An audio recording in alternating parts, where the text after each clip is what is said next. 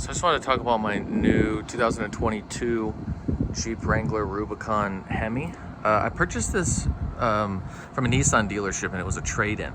So I just want to talk about kind of the advantages of looking for one of these used that somebody just ditched or got rid of, or whatever the circumstances might be.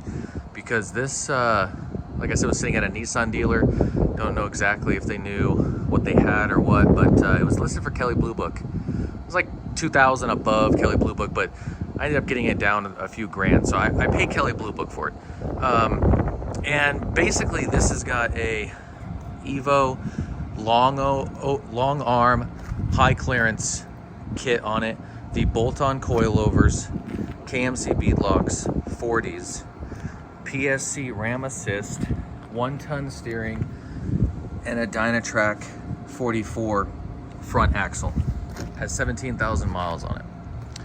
So obviously some of the smaller stuff, the sway bars, rock sliders with steps, and that's pretty much it. And it had a radio on the inside and a mount for your phone.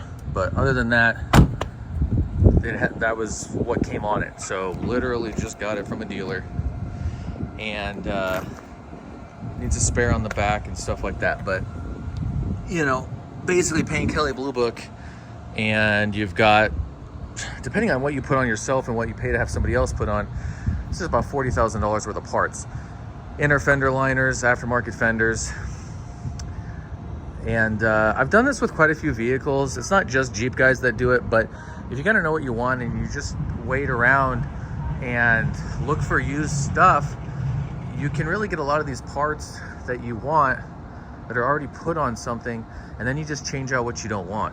Like, for example, I off-road. I have a Raptor currently. I used to have a Jeep JK. So I know Jeep guys are like, oh, you got 44s and there's 40s on it. So the 40s are gonna get pulled off, and I'm gonna go down to a 39 to get the weight off of the axles, right? But these tires are practically brand new. They're worth good money, and they'll nearly pay for stepping down to 39s. I want to add the bump stops front and rear, and add some skid plates underneath and a winch. But for the most part, this thing's basically done. And I didn't have to pay, $4,000 in labor to have the high clearance long arm kit welded on. I'm actually a welder for a living, a weld inspector now, so yeah, okay, I could do it myself and all that, but super time consuming, and it's just nice. I can just repair it and I can just work on it, and it's already said and done. So the video really is just kind of show what you can find out there that's traded in, that is a great starting point, and you didn't have to do majority of the legwork. So far I'm pretty happy with it. The ram assist steering I'm pretty impressed with for 40s. It just turns these things as if they're 35s. You don't have to be rolling to move the wheel or anything. So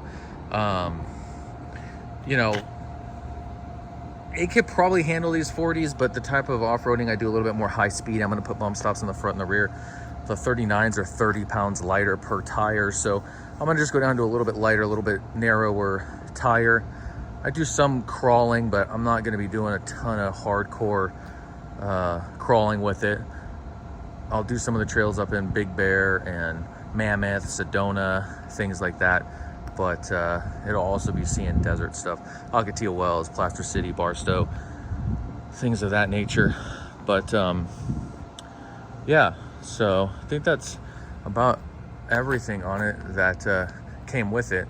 Like I said, you just still got temporary plates on the back. So I just got the thing maybe 2 weeks ago, and it was exactly like this. So I'm gonna add a spare tire on the back, go to a smaller tire, add bump stops, rear gusset kit, front gusset kit on the front, and yeah, some lights and some winches, or a winch, and it'll basically be ready to go. But just keep your eyes out for dealer trade-ins. They're out there. I've seen stuff similar to this for 100 grand. This thing wasn't even close to 100 grand. So that's it.